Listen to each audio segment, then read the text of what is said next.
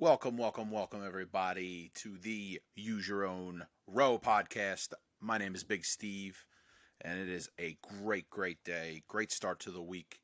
Monday, what day is it? It is March 13th, and today is legal tampering period.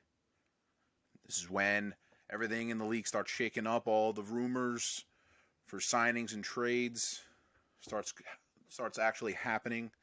The league starts to light up, and it's been a busy day so far. It has been pretty productive. A lot of big moves have been made, a lot of big signings. Uh, Not really many for the Eagles, like any. Couple key losses, which kind of stinks, but they were kind of expected. At least I figured they were going to be gone in Hargrave and Edwards. Two key losses to a pretty good defense, pretty solid defense, top five defense. Sucks to see those guys go, but there's just no way that the Eagles were able to match their deals. I don't think we would have come close to the deals that they had. Javon Hargrave getting 4 years, $84 million. That is a big deal, but he deserves it. He had a great year, huge year, key component to this defense and how successful they were, and very happy for him. Even though he did go to the Niners, which kind of stinks, but is what it is. I mean, we're gonna be competing, be contending with them for the next 5 years as long as Hurts is the quarterback. So it's just gonna make it a little tougher. We're just gonna have to score more points. That's all. No other big things happening with the Eagles. They also lost to linebacker T.J. Edwards. T.J. Edwards went to the Bears for 3 years, $19.5 million, $12 million guaranteed. It's a pretty good deal. I think the Eagles, probably could have done that. That is a lot of money to not pay. I wouldn't say he's a premier linebacker, but he did lead our defense in tackles. Sucks to see him go, but just like Hargrave, you kind of knew that two guys had great years.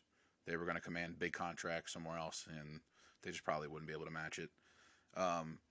But the Bears also added Tremaine Edmonds too. 4 years, $72 million, $50 million guaranteed. That defensive backfield is getting pretty stacked. You got Edmonds, Edwards, and they still have Roquan Smith. Those are three lethal linebackers to have to deal with in the NFC.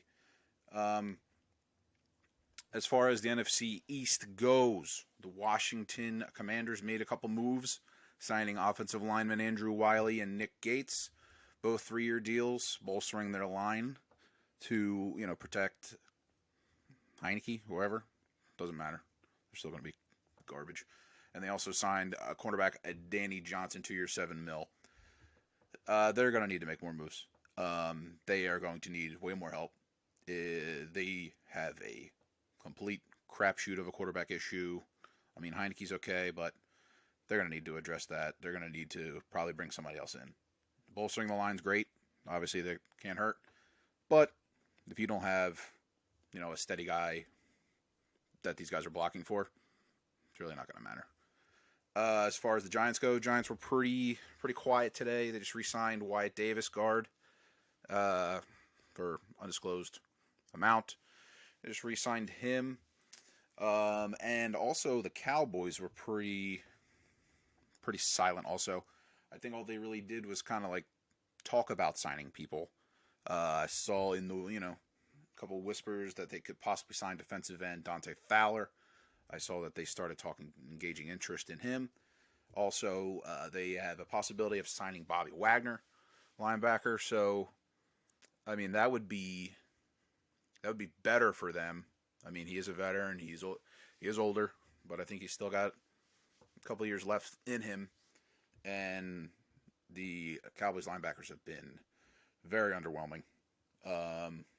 They start off well, but then they kind of fizzle out towards the end of the year. So I think maybe bringing in Wagner, some veteran leadership, that could probably help them. but I don't know. I don't see, you know, Wagner coming in and making a huge difference, especially in the division. Um, with the Eagles' offense being as high, such like a high caliber offense, and just being able to put points on the board at will, they're going to have to do way more. Because I think honestly, the Giants could probably their offense could be a little dangerous too, especially on the ground. I mean, they need to address some receiver issues, but Saquon returned to form this year, so Cowboys got to pick it up. Cowboys got to do way more. The only productive thing that they actually did was restructure Gallup's contract. They freed up $7 million to sign a bunch of bums. Doesn't really matter. What else? What else we got here? Other news around the league. The Raiders signed Jimmy Garoppolo to a 3-year, $67.5 million deal to replace Derek Carr, I would imagine. He's going to have to come in and start. Jimmy G's, I feel like he's not really like a groomer. Like, he's not really a mentor kind of quarterback.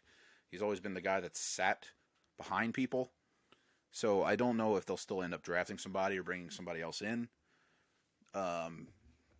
Because Jimmy G's, he's not selfish, but I just think he's just all about wanting to play and just being the man. He's not going to light the world on fire, but he's a very good game manager. And he can, take control of a game when it comes down to it. I mean, because they're still going to have Devontae Adams. They're still going to have Josh Jacobs. Their offensive line's fairly decent. I mean, he's coming into a good situation, I think. Shaking up that offense. I think that could probably help him, but we'll see. He's just got to stay healthy. Another thing was the Niners also signed Sam Darnold to a 1-year deal. They are just stacking up quarterbacks. What are they doing? You bring in Darnold to a situation where you got Trey Lance, you get rid of Jimmy G, but you still got Purdy. I mean, I don't think Purdy's that good of a... I don't think he's better than Trey Lance, but the dude put on a show. I mean, he came in and won games for that team. So I think he's got to be... They might have a QB competition because Darnold's gone to multiple teams since he's left the Jets. So I think they're going to have a quarterback competition on their hands, which I think is awesome.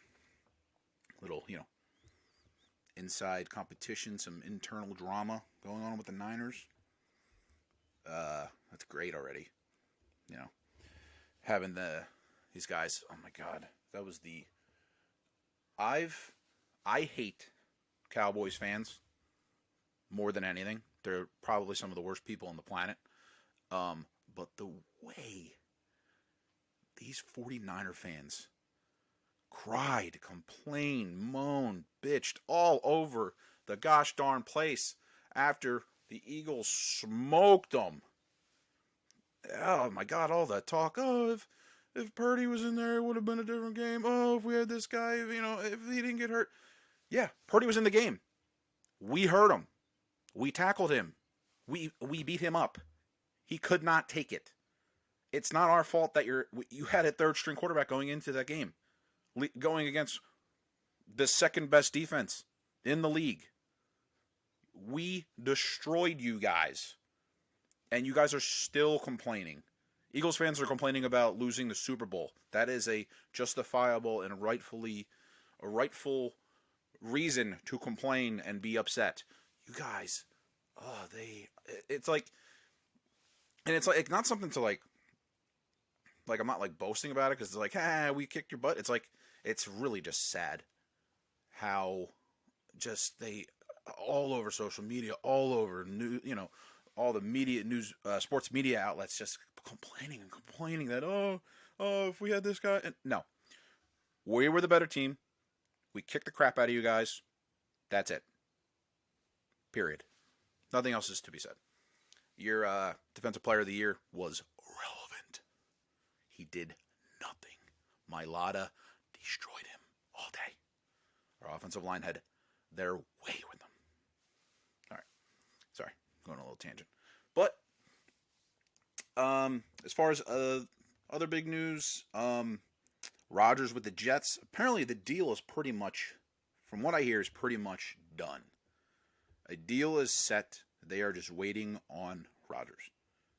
They're waiting on him to either accept the trade and go to the Jets, or if he's going to decide to retire. I don't see there being any way that he retires. I don't know why he would want to. I think he still wants to play. I mean, all that other weird stuff that he does, I mean, that's irrelevant. I mean, if he's a weird guy, whatever. He's one of the greatest quarterbacks to ever play the game. And he'd be going to a Jet team who's literally just probably a quarterback away from being very relevant.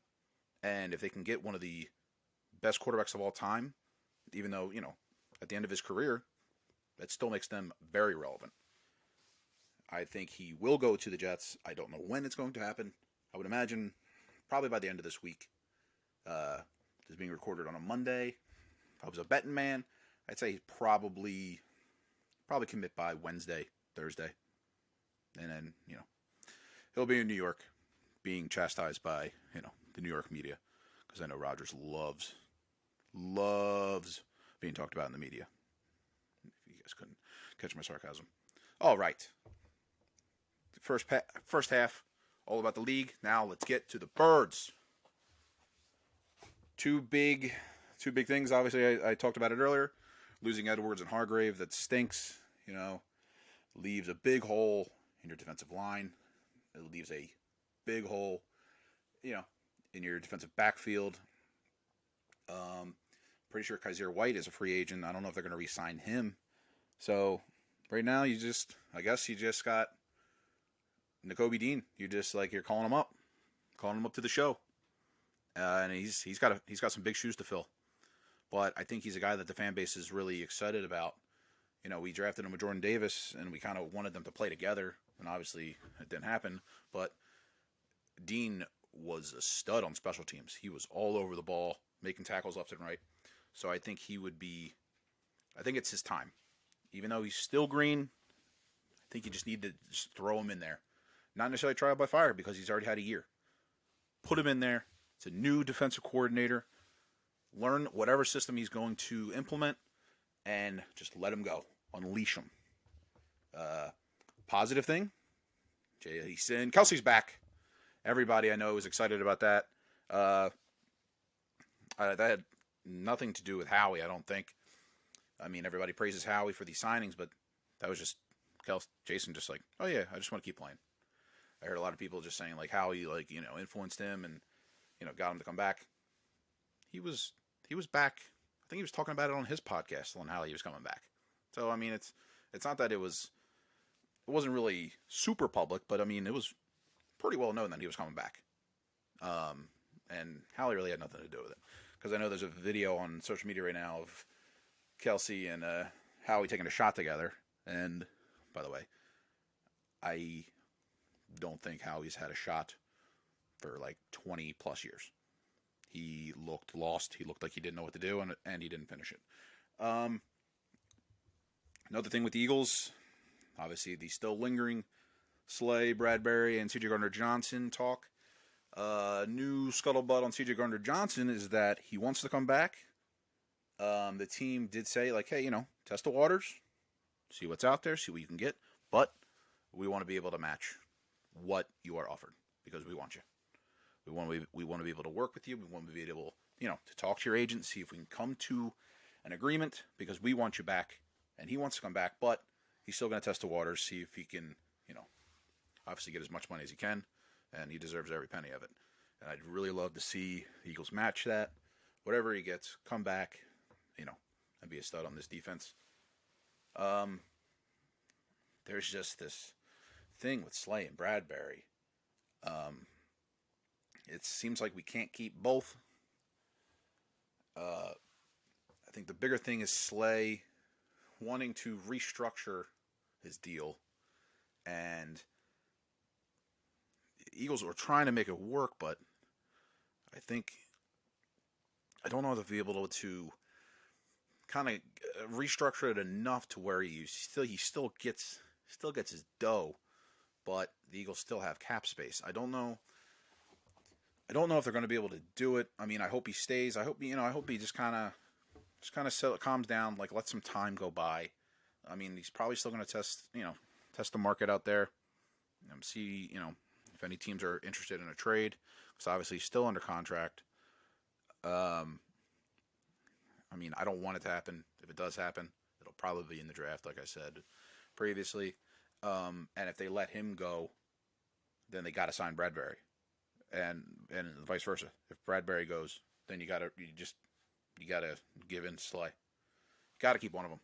You can't lose both of them, because then if you lose Gardner Johnson, if you lose all three of those guys, then you're screwed. Because, and this is leading into my next point, drafting cornerbacks in the draft. Howie does not do that. He does it in the second round on, but he doesn't for some crazy reason, and I don't understand it, because every other team in the NFL does it. He doesn't like drafting a cornerback in the first round, but he goes out and signs big cornerbacks to big contracts. He signed Slay in the past. He signed Asante Samuel. He values the position. He will spend the money on the position, but for some reason he doesn't like drafting in the first round. I don't know if it's like he thinks he's not good at it. Like, I mean, there's so many good, like, I feel like it's not hard to miss, but like your chances of hitting are way higher especially in the first round. I mean, the last time he went on a quarterback high was Sidney Jones. Took him in the second round. He had first round potential at the time. Took him in the second when he slipped. Obviously, we all know what happened with that. It didn't pan out. But I feel like he kind of listened, he has listened to the fan base when it comes to drafting. Dude, pick a corner in the SEC. Go Bama. Go Georgia. Go to these teams. There are two stud corners on Oregon right now. Get one of them. Take them at 10, or trade back a couple of picks, and then take another guy, because you need to allocate picks. We are scarce in the middle rounds. I don't think we have a third or fourth this year. You got to trade back. I still think you got to trade back. I'm going to be, up until the draft, I'm going to be talking about got to trade back that first pick. But if one of these guys are there, if he picks them, if they're there, you got to do it. You have to do it. Why would you want to keep signing these big? And granted, he's hitting on, like, signing Slay has been great. He is a stud. He's a top 5 corner in the league. But why not? Why wouldn't you just draft a corner? Say if he does it with the 10th pick, and then you got a young stud corner for cheap for 5 years, and then you just develop him. You watch him progress and get better. Start him right away. And if you love him after 5 years, you re-sign him. If not, let him go. He's cheap. That's why I don't understand. Like, he values the defensive and offensive line position way high, and it's great because obviously it's benefited us. Our offensive line has been a top 5 offensive line since the Super Bowl, and they've been intact. And it's a lot of people that he drafted. He's hit on those. He's also hit on defensive linemen. He drafted Fletcher Cox. Milton Williams has been he's been a good addition. Jordan Davis, we still, this is his year to know what he's going to be. So he's also been good in that, like, drafting defensive linemen also. I don't know why he's so scared to draft defensive secondary. I don't understand it. I mean, I don't know if he thinks like he can get value in later rounds, but dude, sometimes you just got to take the sure thing. Sometimes you got to take the obvious pick, because no one's gonna be upset. No one's gonna be upset. Just like if you take an offensive lineman, everybody's gonna be like, "Oh, okay, it's not the flash pick, but yeah, okay, we haven't." That's why we're so good, because our offensive line is always incredible. Whatever. Same with D line. If he does that, oh, okay, our defensive line is always great too. Whatever. The fan base wants secondary. We want Howie to come out of that shell to do the one thing that he hasn't done for no real reason, and draft a corner or safety, preferably corner. Because right now, seeing all the love back and forth between C.J. Gardner Johnson, it's in my gut. I see him coming back. I see him coming back to this defense and making it great like it was this past year. I think you still need to sign a safety. I mean, they got Epps, but he's not it. He's just depth. I think they might need to add somebody else. But I would love to see Howie go for the quarterback. There's a lot of them in this draft. It's honestly tough to miss. If you take him at 10, do it. If there are guys slipping, trade back a couple, allocate picks, and still do it. That is what I want. I'm pretty sure that's what the fan base wants. Because this draft has to be, I think, mostly, defensive heavy because you're losing so many players. And another kind of minor thing that the Eagles did was they hired a new nickel coach, Ronell Williams, probably said his first name wrong, from the Bears. It didn't say like a secondary coach. It didn't say like a defensive assistant. It said a nickel coach. So I guess he's strictly going to be coaching the nickel players, which I didn't know that existed. But then again, I mean, there are like 100 coaches on the team. So I guess every position has a coach, and every coach has an assistant, and then they have an assistant. And then obviously the looming Hurts contract probably happen in the next week or so. Like I said before, probably will command at least $45 million a year, probably over 6 years, and do it. Just get it over with. Like why keep pushing this off? Just do it. He wants to. He's the fan base wants it. I think it's he's the player that we'd be okay with throwing the money at him. I don't see a Super Bowl slump. I don't see the team trending that way because the team is still good, especially on offense. I mean, our defense could be crap. Like we could lose all these players, draft a ton of people, and then wait a year for the defense. But our offense is still so good that we are going to score at will. Because I also heard a little birdie out there saying that I think the Broncos are open to trading all of their receivers in Judy, Sutton, and Hamler. I'd be 100% okay with Birds going after any of them. Howie showing interest in any of those guys. Preferably Judy. Because I wouldn't say he's a number one receiver, but he's like 1A. A stud number two. But if they got him, they traded for him, he would work out of the slot.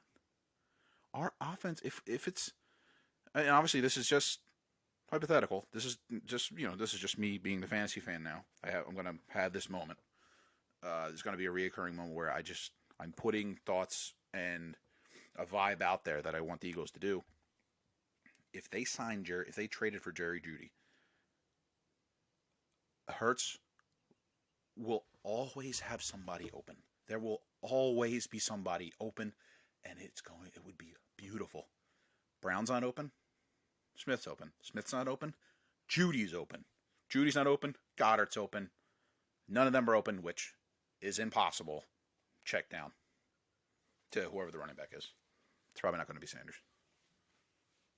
And that's another take. Sanders probably not going to come back. If he does, okay. But I don't see it happening. I see them addressing that in the draft and then letting them walk. Sad, because I like him, and he had a career year, but it is what it is. I mean, I don't know. I feel like the way that the Eagles, the running back committee approach I've tried not to attach myself to the position because, I mean, it could be anybody. It's just you throw anybody behind our offensive line, they're going to be good. But I just don't see it being Sanders.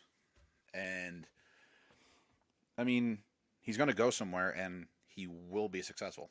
If he stays healthy, he's good. He is a very good running back, even though he went to a suspect college. Just kidding. Not really.